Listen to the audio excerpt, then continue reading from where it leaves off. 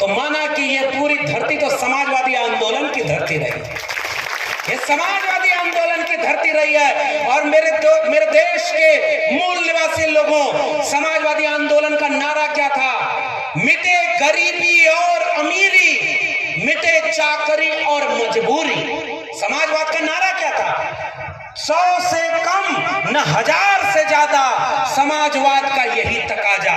समाजवादी आंदोलन कहता है सबसे अमीर के पास 10 रुपए और गरीब के पास 1 रुपए, इससे ज्यादा का फर्क देश में नहीं होना चाहिए। और आज जिनको आपने सरकार में बिठा दिया, उसने अपने दोस्त को पूरा देश बेच करके दुनिया का दूसरा अमीर बना दिया और इस देश के 80 करोड़ लोगों को 5 किलो अनाज पर जीने के लिए गुलाम बना दिया। बताइए मैं सही कह रहा हूं कि गलत कह रहा हूं? बताइए, ये कहते हैं कि ना 80 करोड़ लोगों को 5 किलो अनाज दे रहे हैं। अरे एक बात सुनो, इस देश के बड़े बड़े नेताओं, हमने वोट देकर के तुम्हें इसलिए नहीं बैठाया था कि तुम हमारे लोगों की शिक्षा छीन लो, रोजगार छीन लो, जमीन छीन लो, सड़क छीन लो, अधिकार छीन लो और 5 किलो अनाज पर हमको गुलाम बना लोगे और अपने देश को पूरा देश बेच लोगे। हम आज इस मंच से एक बात यह भी कहना चाहते हैं कि अधिकार सम्मेलन है ना, आपका अधिकार है। जो जमीन सरकारी है वो जमीन हमारी है। एक नारा आपके बीच में समाजवादी आंदोलन का बोल रहा हूं। कुछ लोग पाखंड और अंधविश्वास भी फैलाने आएंगे। मैं 2-3 बातें ही करके जा रहा हूं। आपके इलाके में जब आप ये भील प्रदेश की मांग करते हैं, जब आप गोंडवाना लैंड की मांग करते हैं, तो आपके पुरखे तो शासक थे, उनको गुलाम बना दिया गया है। अरे वापस उठो और अपने राज की मांग करो कि इस देश में हम शासक बनेंगे और किसी के गुलाम हमारी पीढ़ियां नहीं बनेंगी। तो पहली मांग तो ये कि अपने को कमजोर मत समझिएगा। कमजोर इसलिए हैं क्योंकि हम आपस में बटे हुए हैं। सही है कि गलत? अगर हम एकजुट हो जाएं तो क्या हम कमजोर हैं? अरे भाई, हम तो सुनते हैं कि बड़े बड़े लोगों की कहानी राजस्थान और मध्य प्रदेश में सुनाई जाती है और जब इतिहास का पन्ना पलटो तो उसमें जो महानायक, क्रांति सूर्य, जननायक, उनका किताब ही नहीं लिखी गई। वैसा कोई टंटिया मामा जब निकलता है तो पता चलता है कि अंग्रेजों के छक्के छुड़ा दिए। तो जो अंग्रेजों की गुलामी करते थे उनका छक्का आप क्यों नहीं छुड़ा पा रहे? आज वो कमजोर हैं कि हम कमजोर हो गए। इसलिए पहली बात साथियों, हमें एकजुट होना होगा। एकजुट होइए। और दूसरी एक गुजारिश, समाजवादी आंदोलन का नारा था 5 किलो अनाज पर कहते हैं कि हमें वोट दे दो, हमें शिक्षा नहीं चाहिए। अरे बात बताइए, हम दिल्ली विश्वविद्यालय में पढ़ाने वाले लोग हम ये बात जानते हैं कि जब नया भारत, नई दुनिया बन रही है तो एक तरफ जल जंगल जमीन भी बचाना है और दूसरी तरफ हाथ में जो कलम और किताब आई थी उसको भी बचाना है कि नहीं बचाना?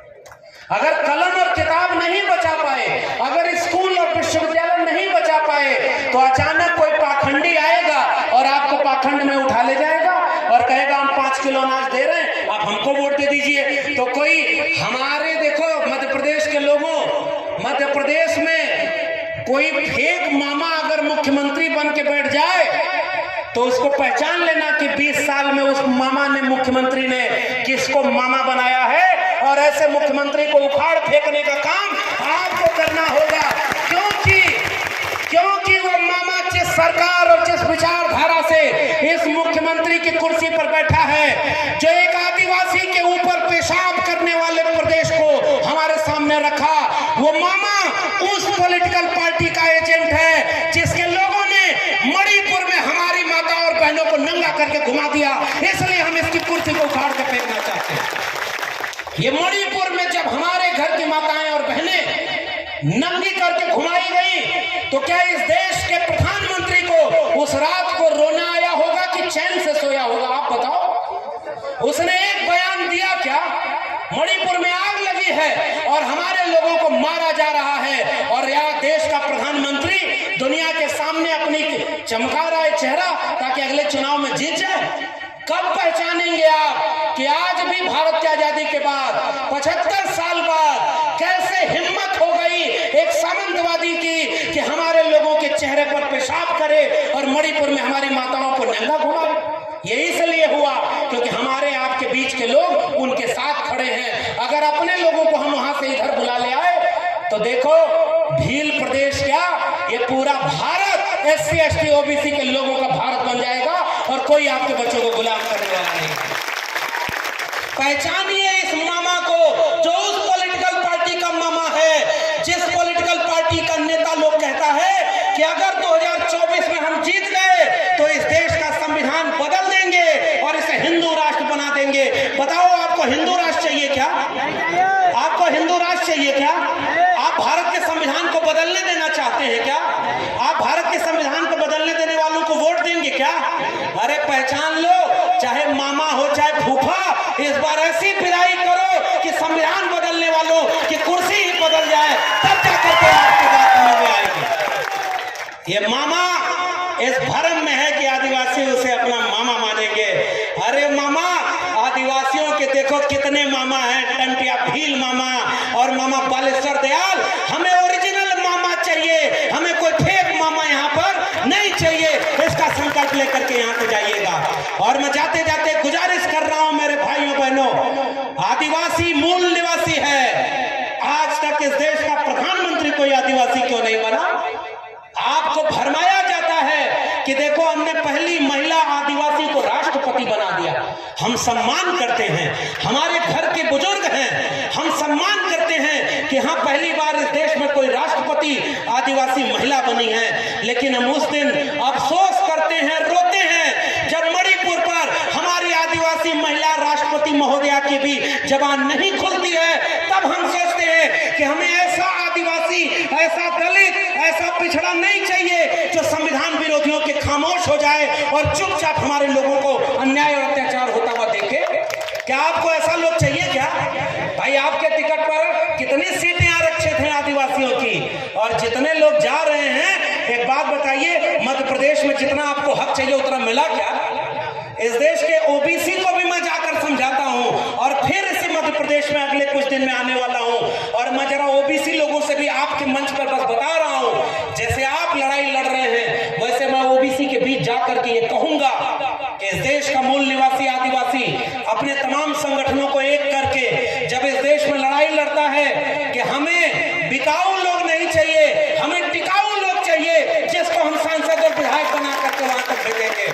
तो आपका मुख्यमंत्री तो OBC है, आज तक 27% आरक्षण OBC को नहीं दिलवा पाया, तो ये किस बात का OBC है? अरे ये हिंदू बन जाता है जब वोट लेना होता है। इसलिए मध्य प्रदेश के मेरे प्यारे भाइयों बहनों, एक बात मेरी बस अपील, मेरी गुजारिश याद रखना, आपके वोट की ताकत से कोई बैठ जाता है और कहता है कि आदिवासियों कागज दिखाओ तब तुमको जमीन देंगे, आदिवासियों कागज दिखाओ तब तुमको सड़क देंगे, आदिवासियों कागज दिखाओ।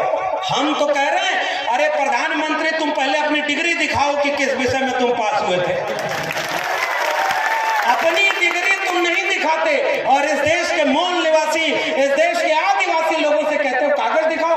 प्रोफेसर जितेंद्र मीणा बैठे हुए हैं, आनंद राज जी बैठे हुए हैं। हम तो सीखते हैं अपने आदिवासी लोगों से कि जब वन अधिकार अधिनियम में 2019 में छेड़खानी हुई तो दिल्ली में हमने एक नारा लगाया, एक तीर एक कमान, और उससे 56 इंच का शेर झुक गया और उसको भी वहां पर वो अधिकार रोकना पड़ा है। ये आपकी ताकत है भाई, आपके तीर में इतनी ताकत थी कि जब टिकुओं को, विदेशियों को भगा दिया तो इस देश वालों को क्यों नहीं भगा पा रहे सत्ता की कुर्सी से? अपने लोगों को चुनिए, जो ईमानदार लोग हैं उनको चुनिएगा। मौसम चुनाव का आता है तो हर व्यक्ति पीला गमछा पहन लेगा, लेकिन हर चमकने वाली चीज सोना नहीं होती, इसलिए हर बदन पर पीला कपड़ा हो तो वो आपका हितैषी नहीं होगा, याद रखिएगा। पहचानिएगा जो आपके मुद्दे पर चुनाव लड़े, पहचानिएगा जिसने लोकसभा, विधानसभा और जिला परिषद में आपकी लड़ाई लड़ी है। पहचानिए कि कौन जेल में भेजा है हमारे साथी आनंद राय को, पहचानिए कि हमारे तमाम आदिवासी साथियों पर NSA लगाकर जेल में कौन भेज रहा है, पहचानिए कि आपका हक अधिकार कौन नहीं छीनना चाह रहा है। इसलिए मेरे प्यारे भाइयों बहनों, ये जो दिल्ली में बैठे लोग हैं ना, ये बहुत जालिम लोग हैं।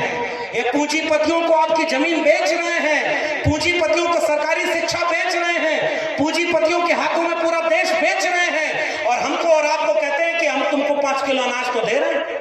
बताइए 5 किलो अनाज चाहिए क्या? अरे पुराने लोगों, एक बात बताओ, हमारे पुराने लोग जानते होंगे, अगर घर में 1 रुपया बचाने की स्थिति होती थी तो हम अपने बेटा बेटी को शिक्षा दिलाने भेजते थे कि नहीं भेजते थे? हमारे घर में अगर 1 रुपया बचता था तो हम शिक्षा देने भेजते थे, ताकि शिक्षित हो जाएगा तो हमारा बेटा बेटी पढ़कर हमारी पीढ़ियों के दर्द को दूर कर देगा। हमने जगह जमीन गिरवी रख करके शिक्षा पाई, तब हम यहाँ खड़े हैं। और हमारे लोग जगह जमीन को गिरवी देख रहे हैं, शिक्षा को गिरवी रख दिए हैं। 5 किलो अनाज और 500 रुपया बैठ दिया जा रहा है और हमारे लोग उनको वोट दे रहे हैं। क्या ऐसा वोट देंगे क्या? इस बार मैं गुजारिश करके जा रहा हूं, मैं ये राजनीतिक मंच नहीं है, ये वैचारिक मंच है। और हम विचारधारा के लोग, आपने सम्मान किया हम इस पीले गमछे को। मैं पिछले दिनों 9 अगस्त को छत्तीसगढ़ गया हुआ था।